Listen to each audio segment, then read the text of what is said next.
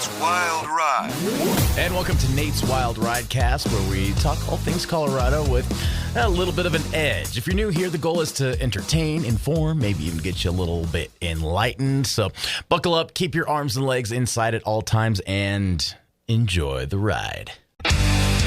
On today's Wild Ride, we're going to go to a couple of haunted places here in Colorado. A little bit later, we're going to be talking to the boss man of the Hotchkiss Paranormal Investigators about their trip to Escalante Canyon here in western Colorado. That is Hector Zeffirino. First, though, we're going to be taking the Wild Ride to Boulder County, this old murder house called the Dunn House. And once again, we're joined by an expert in the field, somebody who's been there and explored, my cousin Jade. So Jade, one of the places you've been to and discovered is actually a place I've been to many times, especially when I was a kid, because, well, obviously you're my cousin. We share the same grandma, and both of our dads grew up in this area, kind of outside of El Dorado Springs, and this old house we used to pass by all the time. Our grandma called it, I think she called it the Dunn House or something, and you went there not too long ago. Tell me about this house, if you could. It was built in the 1800s. It's where the first settlers basically lived in that house. And so what I've heard anyway from like people who lived in that area was that the father, Sylvester, threw his wife out the window and killed her. Supposedly really haunted. It's on like Indian burial ground. It's really creepy. Like most of the house ended up getting torn down except for that stone building that's left. Right. Now I do remember that story. Was it Dunn who shoved his wife out the window and killed her, or was it one of the other people? It was the father, Sylvester Dunn. Yeah, he's the one who killed his wife out there. Okay, and it sounds kind of like, it's like similar to the Amityville horror kind of story. Like, I don't know. I mean, this is all like what I remember hearing, mostly from our grandma, that he just like kind of went crazy one time and killed his wife. Is it something like that you heard, that you remember? Yeah, that's exactly what happened. He just lost his mind. I'm not 100% sure how, but yeah, I grew up hearing those stories from Rod and all them. So our uncle, yeah. So the house has a lot of history besides that, the I guess the murder part. It was built back in what'd you say, like the 1800s, and it was owned by a few different guys, and they built like a wooden kind of addition to the house, which they tore down eventually. But if you look at the house, I've got pictures of it on my page, 95rockfm.com. It's you can kind of see where the wooden part used to be, but he threw her out of the stone part, right, which is pretty tall. It's like 2 stories. Yeah, that's the part. For some reason, he went crazy in that part of the house. Okay, and then they say it's built on Indian burial ground. What do you know about that? Just that since the first settler was the guy who originally had that or built that house, he was the first settler. I guess he built it on the Indian burial ground, not knowing. So okay, so it's the Dowdy DeBacker Dunn house. 3 different guys, I guess, have lived in it over the years, and now, of course, nobody lives in it. It's all bolted up. It's all, the windows are boarded up. And where exactly is it? Remind me. I mean, you're like on that whatever road that is that goes to El Dorado Springs. Then you kind of go up the mountain. Do you remember exactly like where you can find it? It's in the Shadow Canyon Trail in Boulder County. I'm not sure the exact road name or anything, but it's up in that trailhead where you can hike up there and hike past it. Sure, I remember hiking past it, and that's kind of how you go to the foothills up there, and it's before El Dorado Springs. El Dorado Springs is deeper into the canyon, right? Yeah, it's like right before El Dorado. So yeah, once again, we're talking to my cousin Jade. She explores these creepy places here in Colorado. Some of them are abandoned. Jade, you've gone to a few of these places, and you've got like videos and stuff. I love watching your videos. Where can people find you online? You're on TikTok, right? What's your TikTok handle? My TikTok is Abandoned Places in CO. Okay, in Colorado. That's easy enough. Yeah, Abandoned Places in CO, just one word. Jade, thank you so much for chatting with me today, and you can check out those places, more abandoned places on Jade's TikTok, Abandoned Places in CO, as well as the Nate Wild page at 95rockfm.com and the 95 Rock app. Got those and a bunch more, and I'm sure there'll be more to come. Thanks, Jade. Yeah. Big thank you once again to my cousin Jade for sharing her experiences. You can check out all of her stuff, Abandoned Places in CO on TikTok, including her trip to the Dunn House we talked about. You can find that full gallery and story as well on the Nate Wild page at 95rockfm.com and the 95 Rock app, as well as when she went to the Central City Mine, the Central City Cemetery, one of them, I should say. All up there for you and waiting for you. All right. Speaking of the 95 Rock app, got some comments there, as well as on the 95 Rock Facebook page about your haunted experiences. Heather says, Hotel Colorado in Glenwood is haunted, like they say. I stayed there once, and there was definitely ghost-like activity happening. Gary also says he's been to Hotel Colorado in Glenwood, and some weird stuff happened, but he says it was great. Also, so Philip has been to a place called Satan's House. Now, if you've lived in Grand Junction long enough, you've probably heard of Satan's House. This was before my time here, but he says he went there years ago before it was dismantled, and had some creepiness there. All right, we're going to switch gears and talk to Hector from the Hotchkiss Paranormal Investigators about some places he's gone lately, including Escalante Canyon and more. All right, keep it locked. Taking a wild ride today to some creepy, haunted places here in Colorado. We talked to my cousin Jade earlier. She has a TikTok called Abandoned Places in CO. She's also just all over the web. And, we talked about the Dunn House that she explored. If you haven't already, you can check out my full article with photos, the whole story and everything. Nate Wild page at 95rockfm.com. All right. Switching gears a little bit. The wild ride is going to take us to right here in Western Colorado, man. Speaking to the leader of the Hotchkiss Paranormal Investigators, Hector Zeffirino, about their recent trip to Escalante Canyon.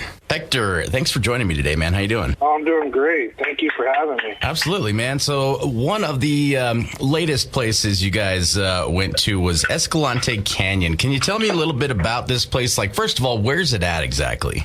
Highway 6 and 50 that obviously you take from Junction to Delta. The closer you get into Delta, there is a turnoff that points out to Escalante Canyon. First you get to the big parking lot area. That's where we met up with everyone from our investigation team. Obviously, we always say to people that are interested in checking out the same places that we do, just to be respectful. There's a lot of private property out in that area, but luckily where we were at, we obviously made sure that it wasn't private property, and if it was, we would have had permission to go on there. So a little bit more about this place. What kind of things have you heard about Escalante Canyon as far as, stories of, legends that, things that have happened there, and why is it a place that, paranormal groups go and check out, like your group?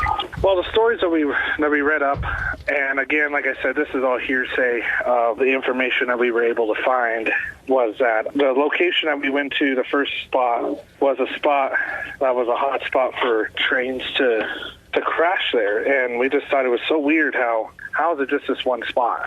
that this always happens. And so we jumped in there to do the investigation. We've been there one other time, and this was a special event that we did this go around with our psychic medium. So what happened there, we were told, was an area where the Native Americans obviously were not happy with the white men there doing the drop-offs there. They always did something to corrupt the train and make it derail, putting something on the tracks, or when they stopped to do their unloading, they would do something to the train itself in order for it to derail moments later once they're ready to leave. And the very last time that happened, there was a fire that happened, and it explains a little bit of the evidence that we caught there. We were using a SB7 spirit box.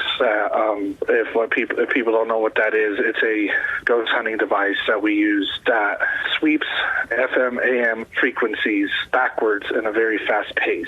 And then what that does is it creates a white noise and gives the spirits the energy to communicate with us. And I remembered we had a voice saying fire. And we just thought it was very interesting because we were asking the questions of what happened here. Like, why did the train have so much fatal accidents at this one spot?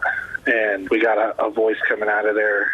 And it was interesting because it was at the same time Don had something to do with a burning sensation. He's like, I feel a burning sensation, and it said fire. So it was just very interesting that his feelings were matching with, obviously, the information that we got and the evidence that we were able to capture as well. Man, that is crazy. So I've got this video. It's online on my page, Nate Wild page at 95rockfm.com. And tell me where people can find you guys on the web and check out, your adventures here in Colorado. So you can check us out at our Facebook page. We put everything on there, all of our video evidence, our travels, our bloopers, because we're a bunch of goofballs sometimes. And you could go to Hotchkiss Paranormal Investigators, and there we if you have any kind of like paranormal questions, or you're having a paranormal issue yourself at your own home. And that's the thing we always like to make sure we stress to everyone is, obviously, as you saw with us doing that event at Escalante, we don't just do these amazing places to get ratings or get popularity or anything like that. We actually love to help people out too. And of course, if we ever help people out, we are very private on everything. We won't even say what house that we're at. We won't share any kind of evidence when it comes to people's homes when we do investigations there. And we even go as far as doing cleansings and banishings. And we really dive in very far to make sure whatever your paranormal problem is, that we make sure that it gets resolved before we leave. Okay, interesting. Before we wrap it up, what other places in Western Colorado have you done these kind of investigations with? Maybe just a few that you've done here in Western Colorado, in addition to the Escalante Canyon one. We have the Fort Uncompahgre Museum here in Delta by the rec center. That was an awesome place. We've done the rec center itself as well. Oh, wow. We've done, honestly, it was one of the most creepiest places locally, I should say, that we've investigated. So active. And it was the old armory here in Delta as well. We have done Butch's Cafe. We've done the Stockyards restaurant south of town. We've done all the way from areas in Grand Junction, most famously the Hotel Melrose, where we actually worked with Ghost Adventures when they were in town, and while they filmed there, we worked with them at the Melrose. We worked with them at Museum of the Mountain West Museum in Montrose, Colorado. We've been a lot of places here in Western Colorado and around the state of Colorado, and Wyoming, Utah, even we're working on things in New Mexico, and we're just very busy, and I love it.